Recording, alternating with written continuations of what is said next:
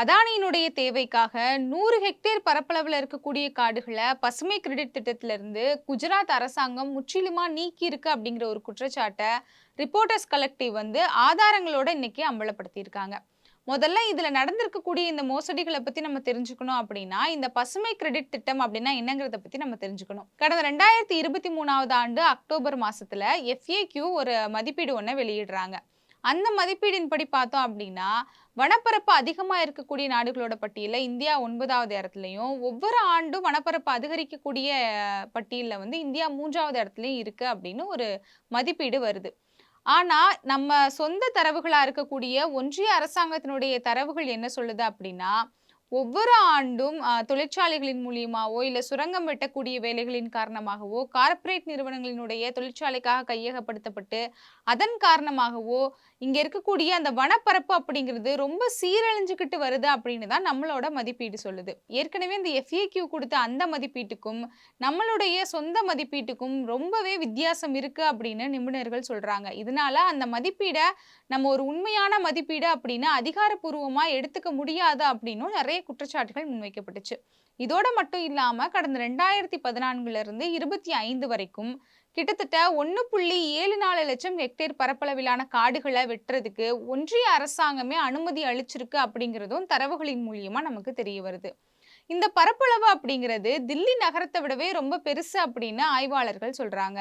இந்த நிலைமையில தான் கடந்த 2023 டிசம்பர் மாசம் ஐநாவினுடைய காலநிலை மாநாட்டுக்கு முன்னதாக பிரதமர் மோடி பசுமை கிரெடிட் திட்டம் அப்படின்னு ஒரு திட்டத்தை அறிமுகப்படுத்துறாரு. அந்த திட்டம் அப்படின்னா என்னன்னா, இங்க ஏற்கனவே சீரழிஞ்சு போய் இருக்கக்கூடிய காடுகள்ல திரும்பவும் மரங்களை நட்டு அதை வந்து ஒரு செழுமையான ஒரு பசுமையான காடா மாற்ற போறோம் அப்படின்னு சொல்லி ஒரு திட்டத்தை முன்மொழிகிறாரு. அதுக்கு என்ன காரணம் அப்படின்னு நமக்கே தெரியும். அடுத்ததா ஐநாவினுடைய அந்த மாநாடு இருக்கு அப்படிங்கிறதுக்காக கொண்டு வரப்பட்ட ஒரு திட்டம் தான். அப்ப இந்த திட்டத்தை கொண்டு வந்தோன்னே முதலா அது ரொம்பவே முன்னெடுத்து செஞ்ச ஒரு மாநிலமா குஜராத் மாநிலம் இருந்துச்சு. அதற்கான பாராட்டுகளையும் மோடியால பாராட்டும் பெறப்பட்டுச்சு. ஆனா கொஞ்ச நாள்லயே குஜராத்தினுடைய அந்த நிலைப்பாடு அப்படிங்கிறது மாற ஆரம்பிக்குது. பிறகு அந்த 2024 பிப்ரவரி மாதம் என்ன பண்றாங்க அப்படின்னா, இதுல இருக்கக்கூடிய நிறைய காடுகளை வந்து நாங்க அந்த பசுமை கிரெடிட் திட்டத்துல இருந்து வெளியில எடுத்துக்கிறோம் அப்படின்னு ஒன்றிய அரசாங்கத்துக்கு ஒரு கடிதம் ஒண்ணு எழுதுறாங்க. இந்த பசுமை கிரெடிட் திட்டத்தை வந்து ஆய்வு செய்யக்கூடிய அந்த நிபுணர் குழுவுல இருக்கிறவங்க, என்ன நீங்க தான் முதல்ல இதை வந்து முன்னெடுத்து பண்ணிட்டு இருந்தீங்க. இப்ப திடீர்னு வந்து இதுல இருந்து வெளியில வரோம் அப்படின்னு சொல்றது ரொம்ப முரணான ஒரு விஷயமா இருக்கே அப்படின்னு தயக்கமும் காட்டுறாங்க. அதற்கு குஜராத் அரசாங்கம் ஒரு கடிதம் ஒண்ணு எழுதுறாங்க. அந்த கடிதத்துல குஜராத் அரசாங்கம் என்ன சொல்லியிருக்காங்க அப்படின்னா, இந்த காடுகள்ல மரங்களை நட்டு வைக்கிறதுக்கு யாருமே முன் வரல. அதனால இந்த காடுகள் எல்லாம் அந்த பசுமை கிரெடிட் திட்டத்துல இருந்து நீக்கிருங்க அப்படின்னு சொல்லி ஒரு வேலிடே இல்லாத ஒரு ரீசனை ஏதோ சொல்லணுமேன்றதுக்காக ஒரு காரணத்தை சொல்லிடுறாங்க. அதற்கு பிறகு ஒன்றிய அரசாங்கமும் அந்த கடிதத்தை ஏத்துக்கிட்டு அதுக்கு அனுமதியும் கொடுக்குறாங்க. இப்போ இதுல தான் என்ன பிரச்சனை இருக்கு அப்படின்னா, இவங்க எந்தெந்த நிலங்களை எல்லாம் அந்த பசுமை கிரெடிட் திட்டத்துல இருந்து வெளியில கொண்டு போகணும் அப்படின்னு சொன்னாங்களோ, அந்த நிலங்கள் எல்லாமே அதானிக்கு தொழிற்சாலைகள் அமைக்கிறதுக்காகவும், அவங்களினுடைய அந்த மைனிங் தொழிற்சாலைக்காக கொடுக்கப்பட்ட நிலங்கள் தான் அப்படிங்கிறது பின்னாடி தரவுகளின் மூலியமா தெரிய வந்திருக்கு. முதல்ல ரிப்போர்ட்டர்ஸ் கலெக்டிவ் என்ன பண்ணியிருக்காங்க அப்படின்னா, இந்த நிலங்கள் எல்லாமே அதானிக்கு குடுக்குறதுக்காக தான் நீங்க அந்த பசுமை கிரெடிட் திட்டத்துல இருந்து நீக்குனீங்களா அப்படின்னு கேள்விகள முன் வச்சிருக்காங்க. அதுக்கு குஜராத் அரசாங்கம் அப்படிலாம் கிடையாது அப்படின்னு சொல்லி மறுப்பு தெரிவிச்சிடுறாங்க. ஆனா சரியான முழு ஆதாரத்தோடு இவங்க கொண்டு போய் அந்த ஆதாரங்கள சமர்ப்பிக்கும்போது, இது குறித்து அந்த அரசாங்கம் எந்த ஒரு பதிலையுமே சொல்லல. இதே மாதிரி அதானி தரப்புகிட்ட கேட்கும்போதும், அவங்களும் இதுக்கு மறுப்பும் தெரிவிக்கல. இது குறித்து எந்த ஒரு பதிலுமே சொல்லாம இருந்திருக்காங்க.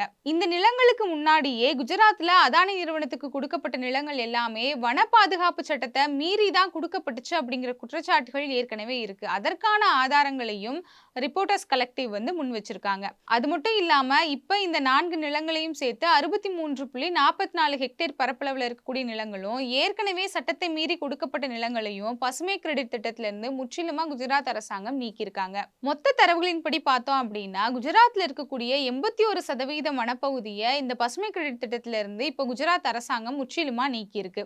ஏற்கனவே இந்தியால இருக்கக்கூடிய வனப்பகுதிகள் எல்லாத்தையுமே கார்ப்பரேட்களுக்கு இந்த ஒன்றிய அரசாங்கம் தாரை வார்க்கிறதன் மூலியமா, அங்க இருக்கக்கூடிய வன உயிர்களா இருக்கட்டும், மரங்களா இருக்கட்டும், பசுமையா இருக்கட்டும், மொத்தமா அழிந்து வரக்கூடிய ஒரு சூழ்நிலை தான் இன்னைக்கு ஏற்பட்டுக்கிட்டு இருக்கு. அதனுடைய நீட்சியாக தான் இன்னைக்கு குஜராத்ல நடந்திருக்கக்கூடிய இந்த சம்பவத்தையும் நம்ம பார்க்கணும். பழங்குடியினத்தைச் சேர்ந்த சுதந்திர போராட்ட வீரர் பிர்சா முண்டாவை இன்னைக்கு இருக்கக்கூடிய இந்த அரசாங்கம் அத ப்ரொஜெக்ட் பண்ணி பெரிய அளவுல கொண்டாடக்கூடிய வேலைய செய்றாங்க. ஆனா, அவருடைய கொள்கைகளான காடுகள பாதுகாக்கிறது, பழங்குடியினரினுடைய அந்த உரிமைகள பாதுகாக்கிறது, அவங்களுடைய உரிமைகள பெற்றுக் குடுக்குறது அப்படின்னு இந்த மாதிரி எதையுமே இவங்க வந்து ஃபாலோ பண்ணாம, வெறும் அவரை வந்து ஒரு பிம்பமா மட்டுமே தங்களுடைய நலனுக்காக காமிச்சுக்கக்கூடிய ஒரு வேலைய இந்த அரசாங்கம் பாக்குது. அது மட்டும் இல்லாம, இங்க இருக்கக்கூடிய காடுகளையும், வளங்களையும், இயற்கையையும், அந்த இயற்கை சூழல்ல வாழக்கூடிய மக்களையும் தொடர்ந்து கார்ப்பரேட்டுகளுக்கு தாரை வார்க்கக்கூடிய ஒரு மோசமான வேலைய இந்த அரசாங்கம் தொடர்ந்து பார்த்துக்கிட்டு இருக்கு. இந்த குஜராத்ல நடந்த அதானியினுடைய இந்த விவகாரம் தொடர்பான